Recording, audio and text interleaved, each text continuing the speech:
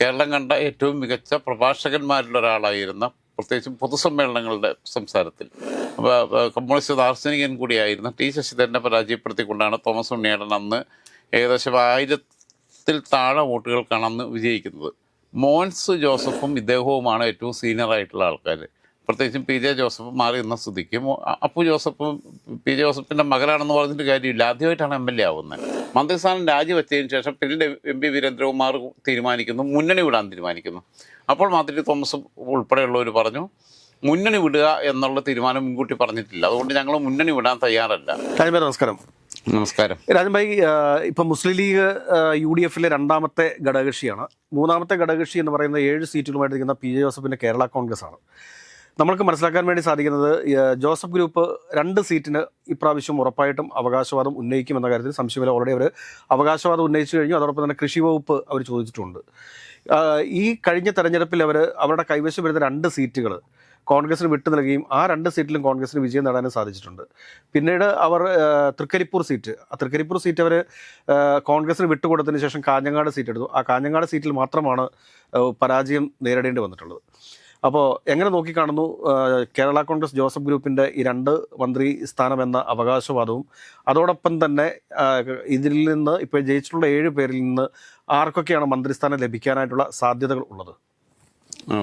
അതിനകത്തിപ്പോൾ പറയുമ്പം ഒന്ന്, പിന്നെ തൊടുപുഴയിൽ കാലങ്ങളായിട്ട് മത്സരിച്ചിരുന്ന PJ ജോസഫ് ഇത്തവണ മത്സരിച്ചില്ല. അതിന് പകരം അദ്ദേഹത്തിൻ്റെ മകൻ അപ്പു ജോസഫിനെ സ്ഥാനാർത്ഥിയാക്കിയിട്ട് മത്സരിച്ച് വിജയിപ്പിച്ചു. പിന്നീട് അവരെ കയ്യിലിരുന്ന സിറ്റിംഗ് സീറ്റ് കടുത്തിരുത്തി. അവിടെ മോൻസ് ജോസഫ് മത്സരിച്ച് വിജയിച്ചു. മുൻ മന്ത്രി കൂടിയാണ്. പിന്നെ PJ ജോസഫ് കഴിഞ്ഞാൽ പിന്നീട് പാർട്ടിയിൽ സീനിയർ എന്ന് പറയാവുന്ന ഒരാളാണ് മോൻസ് ജോസഫ്. മോൻസ് ജോസഫിനെ കുറിച്ച് വേറെ വിശദമായിട്ട് ചില വിഷയങ്ങൾ ചർച്ച ചെയ്യാനുള്ളത് കൊണ്ട് തന്നെ അദ്ദേഹം മന്ത്രിയാകണോ, പിന്നെ ആകാൻ യോഗ്യനാണോ അല്ലയോ എന്നുള്ള വിഷയത്തിലൊക്കെ ഗൗരവമായ ചർച്ചകൾ നടത്തേണ്ടുന്ന ചില സാഹചര്യങ്ങൾ മുമ്പിലുണ്ട്.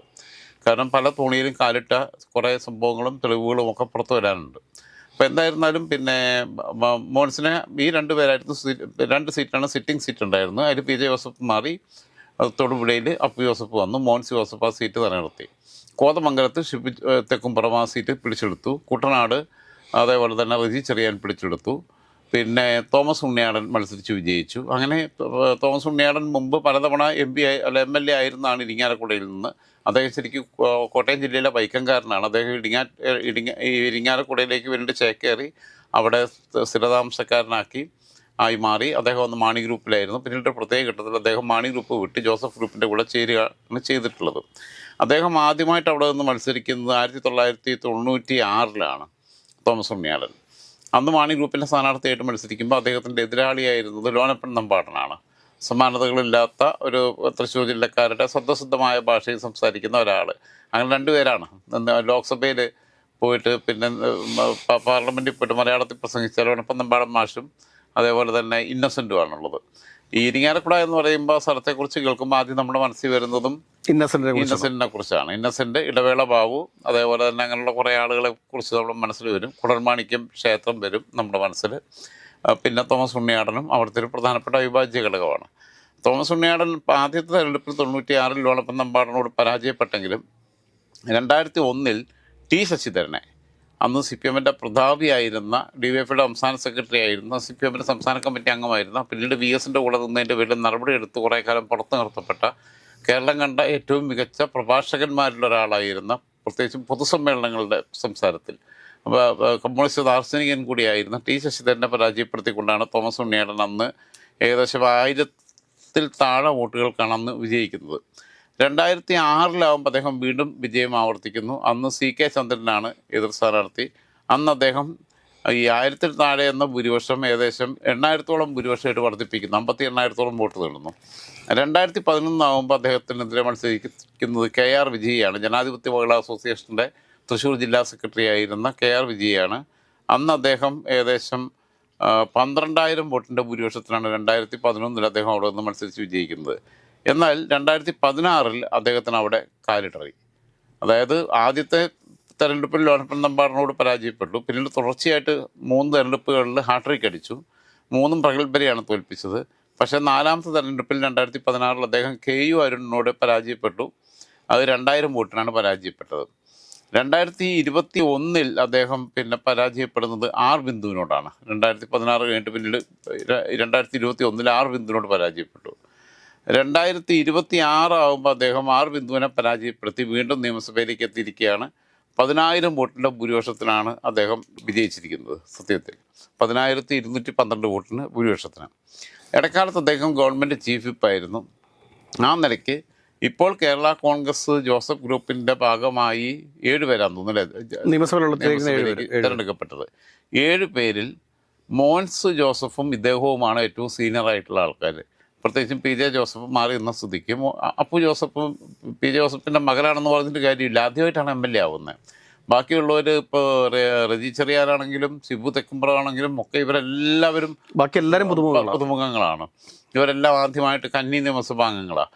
ആ രീതിയിൽ ഗവൺമെൻറ് ചീഫ് വിപ്പായിരുന്ന 3 തവണ MLA ആയിരുന്ന 15 വർഷം MLA സ്ഥാനത്തിരുന്നു, 1 വർഷത്തിലേറെ ഗവൺമെൻറ് ചീഫ് വിപ്പ് സ്ഥാനത്തിരുന്നു. അങ്ങനെ ഇരുന്ന ഒരാൾ എന്ന രീതിയിൽ ന്യായമായും മന്ത്രിസ്ഥാനത്തിന് യോഗ്യനാണ് പിന്നെ തോമസ് ഉണ്ണിയാടൻ എന്ന കാര്യത്തിൽ സംശയമൊന്നുമില്ല. അത് അവർക്ക് 2 മന്ത്രിസ്ഥാനം തന്നെ ക്ലെയിം ചെയ്യാവുന്നതാണ്. കേരള കോൺഗ്രസ് ജോസഫ് ഗ്രൂപ്പിന് 7 MLA-മാരുണ്ടാകുമ്പോൾ 2 മന്ത്രിസ്ഥാനം തന്നെ ക്ലെയിം ചെയ്യാം. അതുകൊണ്ട് 2 സീറ്റ് വിട്ടുകൊടുത്തിട്ടുണ്ടല്ലോ. ഉണ്ട്. ഇടുക്കിന്നൊക്കെ പറഞ്ഞു കഴിഞ്ഞാൽ കേരള കോൺഗ്രസ് ജോസഫിന്റെ ഏറ്റവും ഹൃദയ വിട്ടുകൊടുക്കുന്ന ഏറ്റവും ഹാർഡ് കോർ ആയിട്ടുള്ളൊരു മണ്ഡലം. അങ്ങനെ അതായത് ഇവർക്ക് വരെ സ്ഥാനാർത്ഥികളെ നിർത്തിയാൽ ജയിപ്പിച്ചെടുക്കാമായിരുന്ന 2 സീറ്റാണ് വിട്ടുകൊടുത്തത്. ഇപ്പോൾ പിന്നെ UDF-ൻ്റെ മുന്നണി മര്യാദയുടെ ഭാഗമായിട്ട് വിട്ടുകൊടുത്തത്. അതേപോലെ തൃക്കരിപ്പൂരും ഇത്തവണ ഇപ്പോൾ ഇവരെ സ്ഥാനാർത്ഥി നിന്നെന്നുണ്ടെങ്കിൽ ഇവർക്ക് വേണമെങ്കിൽ ജയിക്കാമായിരുന്നു. അവിടെ സന്ദീപ് വാര്യർ ജയിച്ചു. അവരിപ്പം പകരം കിട്ടിയ കാഞ്ഞങ്ങാട് ജയിക്കാൻ പറ്റിയില്ല. അപ്പം അങ്ങനെയൊക്കെ വരുമ്പം അവർക്ക് സ്വാഭാവികമായും 2 മന്ത്രിസ്ഥാനം കൊടുക്കേണ്ടതാണ് ജോസഫ് ഗ്രൂപ്പിന്. പ്രത്യേകിച്ചും പണ്ട് കുറേ കേരള കോൺഗ്രസ്സുകളുണ്ടായിരുന്നു. ഇപ്പോൾ പണ്ട് കേരള കോൺഗ്രസ് പിന്നെ Balakrishna Pillai group, Mani group, Joseph group, Jacob group ഒക്കെ ഉണ്ടായിരുന്നു. ഇപ്പോൾ ഒരു ജേക്കബ് ഗ്രൂപ്പ് മാത്രമേ ഉള്ളൂ. പിന്നെ ജേക്കബ് ഗ്രൂപ്പിന് ഒറ്റ MLA ഉള്ളൂ. ഒറ്റ MLA ഉള്ള ജേക്കബ് ഗ്രൂപ്പിന് എന്തായാലും മന്ത്രിസ്ഥാനമുണ്ട്, അനൂപ് ജേക്കബിന്. അങ്ങനെ കൊടുക്കുമ്പം 7 MLA-മാരുള്ള ഇവർക്ക് 2 മന്ത്രിസ്ഥാനം എന്ത് വന്നാലും അത് ക്ലെയിം ചെയ്യാനുള്ള യോഗ്യത അവർക്കുണ്ട്, അതിനുള്ള അർഹത അവർക്കുണ്ട്. അക്കാര്യത്തിൽ യാതൊരു സംശയവും ഇല്ല. കാരണം കോൺഗ്രസിന് എത്ര മന്ത്രിമാർ വരാൻ പോകുന്നുണ്ട്? അവരെ ടോട്ടൽ MLA-മാരെ ഡിവൈഡഡ് ബൈ മന്ത്രിമാരുടെ എണ്ണം കൊണ്ട് പിന്നെ ഹരിച്ചു കഴിഞ്ഞാൽ അവർക്ക് ആവറേജ് എത്ര MLA-മാർക്ക് എത്ര മന്ത്രിയുണ്ട് എന്നുള്ള കണക്കെടുത്താൽ മതി. മുസ്ലിം ലീഗിന് ആവറേജ് എത്ര വരും എന്നുള്ള കണക്കെടുത്താൽ മതി.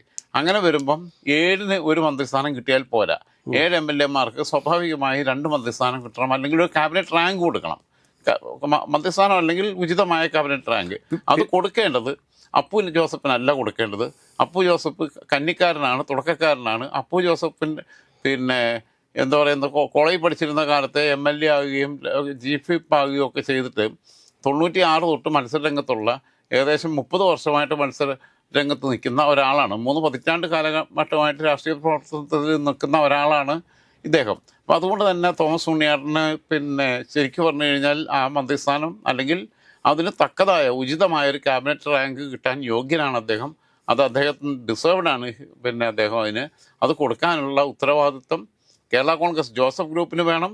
അത് ചോദിച്ച് UDF-ൽ നിന്ന് മേടിക്കാനുള്ള ഉത്തരവാദിത്വം കേരള കോൺഗ്രസ് ജോസഫ് ഗ്രൂപ്പിന് വേണം. ജോസഫ് ഗ്രൂപ്പിൻ്റെ ആവശ്യത്തോട് അനുഭാവപൂർണ്ണമായ സമീപനം സ്വീകരിക്കാനും അത് അംഗീകരിച്ചു കൊടുക്കാനുമുള്ള ഉത്തരവാദിത്വം UDF-ഉം കാണിക്കണം എന്നുള്ളതാണ് ഈ കാര്യത്തിൽ എനിക്ക്. ഇതിനകത്ത് വേറൊരു ഇതുള്ള എന്താണെന്ന് വെച്ച് കഴിഞ്ഞാൽ, ഇതിനകത്ത് മുൻപത്തെ ഒരു ചരിത്രം എടുത്ത് പരിശോധിക്കുന്ന സമയത്ത് 2011 ശ്രേയാംസ് കുമാറും അതോടൊപ്പം തന്നെ KP മോഹനും നിയമസഭയിലെത്തുന്നു. അന്ന് MP വീരേന്ദ്രകുമാറിൻ്റെ പാർട്ടിയാണ്. MP വീരേന്ദ്രകുമാറിൻ്റെ പാർട്ടിയിൽ അന്ന് ശ്രേയാംസ് കുമാറിനെ അല്ല മന്ത്രിയാക്കിയത് KP മോഹനെയാണ്. അങ്ങനെയുള്ളൊരു പ്രോട്ടോക്കോൾ കൂടി കേരള കോൺഗ്രസ് ജോസഫ് ഗ്രൂപ്പ് പരിഗണിക്കേണ്ടതാണ്. അതല്ലാത്ത പക്ഷം മക്കൾ രാഷ്ട്രീയം എന്നൊരു വലിയ ആരോപണം ഉയർന്നു വരാനായിട്ടുള്ള സാധ്യതകളെ നമുക്ക് തള്ളിക്കളയാൻ വേണ്ടി സാധിക്കില്ല. 2011 വിഷയം മാത്രമല്ല, 2006 ശ്രേയാംസ് കുമാർ കൽപ്പറ്റയിൽ നിന്ന് മത്സരിച്ച് വിജയിച്ചു. അന്ന് പിന്നെ KP മോഹനൻ അന്ന് കൂത്തുപറമ്പിൽ നിന്നാണെന്ന് തോന്നുന്നു മത്സരിച്ച് വിജയിക്കുന്നു. അന്ന് പിന്നെ ശ്രേയാംസ് കുമാറിനെ മന്ത്രിയാക്കണമെന്ന് തോന്നിയിട്ട് 2006 അന്ന് മന്ത്രിയാക്കണമെന്ന ഒരു ആഗ്രഹം ഉണ്ടായിരുന്നെങ്കിലും അത് നടന്നില്ല. അന്ന് മാധുരി തോമസിനെയാണ് മന്ത്രിയാക്കുന്നത്. മാധുരി തോമസിനെ മന്ത്രിയാക്കി. പക്ഷേ 2009 ലോക്സഭാ തെരഞ്ഞെടുപ്പിൽ കോഴിക്കോട് സീറ്റ് പിന്നെ MP വീരേന്ദ്രകുമാറിന് നിഷേധിക്കപ്പെടുന്ന സാഹചര്യത്തിൽ ഇവർ മുന്നണി വിടാൻ തീരുമാനിക്കുന്നു. മന്ത്രിസ്ഥാനം രാജിവെക്കുക എന്ന് തീരുമാനിക്കുന്നു പ്രതിഷേധ സൂചകമായി. അങ്ങനെ മാധുരി തോമസ് മന്ത്രിസ്ഥാനം രാജിവെക്കുന്നു. മന്ത്രിസ്ഥാനം രാജിവെച്ചതിന് ശേഷം പിന്നീട് MP വീരേന്ദ്രകുമാർ തീരുമാനിക്കുന്നു മുന്നണി വിടാൻ തീരുമാനിക്കുന്നു. അപ്പോൾ മാധുരി തോമസ് ഉൾപ്പെടെയുള്ളവർ പറഞ്ഞു, മുന്നണി വിടുക എന്നുള്ള തീരുമാനം മുൻകൂട്ടി പറഞ്ഞിട്ടില്ല, അതുകൊണ്ട് ഞങ്ങൾ മുന്നണി വിടാൻ തയ്യാറല്ല.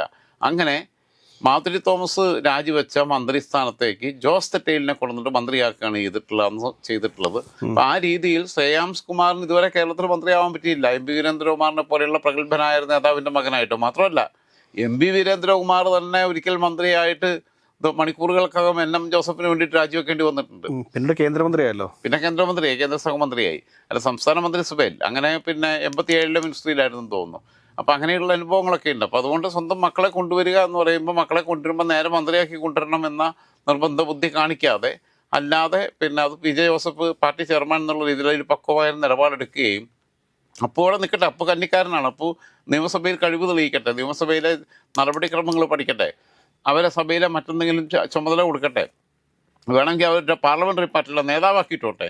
പക്ഷെ മന്ത്രിസ്ഥാനത്തേക്ക് പരിഗണിക്കേണ്ടത് മോൻസ് കഴിഞ്ഞാൽ അടുത്തതായിട്ട് പരിഗണിക്കപ്പെടേണ്ടത് പാർലമെന്ററി പാർട്ടി നേതാവായിട്ട് മോൻസ് ജോസഫിനെ അവിടെ തിരഞ്ഞെടുത്തു. അപ്പോൾ പിന്നെ മന്ത്രിസ്ഥാനത്തേക്ക് അടുത്തതായിട്ട് പരിഗണിക്കപ്പെടേണ്ടത് മന്ത്രിസ്ഥാനത്തേക്കോ അല്ലെങ്കിൽ അതിന് പിന്നെ സ്പീക്കർ സ്ഥാനത്തേക്ക് എന്തായാലും കോൺഗ്രസ്സുകാർ വേറെ ആർക്കും വിട്ടുകൊടുക്കത്തില്ല. പിന്നുള്ളത് ചീഫ് വിപ്പാണ്. ചീഫ് വിപ്പ് മുമ്പായിരുന്ന ആളാണ് അദ്ദേഹം. പിന്നെ മാന്യനായ രാഷ്ട്രീയക്കാരനാണ് തോമസ് ഉണ്ണിയാടൻ. ഞാൻ എന്തൊക്കെ പറഞ്ഞാലും അദ്ദേഹത്തെക്കുറിച്ച് നമുക്കൊരു നെഗറ്റീവ് പ്രത്യേകിച്ച് പറയാനായിട്ടില്ല ഇല്ല. അപ്പോൾ അതുകൊണ്ട് പിന്നെ ഈ ചരിത്രം എല്ലാം എടുത്ത് പരിശോധിക്കുമ്പോൾ തന്നെ, എല്ലാ ചരിത്രവും എടുത്ത് പരിശോധിക്കുമ്പോൾ തന്നെ ഇപ്പോൾ സീതി ഹാജിയുടെ മകൻ PK ബഷീർ എത്രയോ കാലമായിട്ട് നിയമസഭയിലുണ്ട്. ഇപ്രാവശ്യം മന്ത്രിയാവുമെന്ന് അറിയത്തില്ല. പിന്നെ ഔക്കാദർ കുട്ടി നഹയുടെ മകൻ PK അബ്ദുൾ റബ്ബ് ഒരൊറ്റ ടൈമ മന്ത്രിയായിട്ടിരുന്നിട്ടുള്ളത്. അപ്പം അങ്ങനെയൊക്കെയുള്ള ചരിത്രം എടുത്ത് പരിശോധിക്കുമ്പം MK മുനീറിന് പിന്നെ ആരോഗ്യപരമായ പ്രശ്നം കൊണ്ട് ഇപ്രാവശ്യം സീറ്റില്ല, അദ്ദേഹത്തിന് മുമ്പ് മന്ത്രിയായിട്ടുണ്ട്. അപ്പം അങ്ങനെയുള്ള ചരിത്രങ്ങളെല്ലാം എടുത്ത് പരിശോധിക്കുമ്പം പിന്നെ ഇവർക്ക് മന്ത്രിസ്ഥാനം കൊടുക്കേണ്ടതാണ്. ഇപ്പോൾ ശബരിനാഥ് നിയമസഭയിലെത്തിയിട്ടുണ്ടായിരുന്നു. അനൂപ് ജേക്കബിന് മന്ത്രിസ്ഥാനം കൊടുത്തതെന്നാണ് അവരെ മുന്നണിക്ക് ഒരാൾ മാത്രമേ ഉള്ളതുകൊണ്ടാണ്. അപ്പോൾ അങ്ങനെയൊക്കെയുള്ള പിന്നെ എല്ലാ പരിഗണനകളും വെച്ചുകൊണ്ടെന്ന് പറഞ്ഞു കഴിഞ്ഞാൽ പിന്നെ അപ്പു ജോസഫിനല്ല മന്ത്രിസ്ഥാനം കൊടുക്കേണ്ടത്. അവർക്ക് 2 മന്ത്രിസ്ഥാനം, 2 ക്യാബിനറ്റ് റാങ്ക് അർഹതപ്പെട്ടതാണ്. അത് ചോദിച്ചു വാങ്ങാനുള്ള ആർജവം അവർ കാണിക്കണം. ആ ആർജവം കാണിക്കുമ്പോൾ അതിലൊന്ന് തോമസ് ഉണ്ണിയാറിന് അവകാശപ്പെട്ടതാണ് എന്ന കാര്യത്തിൽ യാതൊരു സംശയവുമില്ല.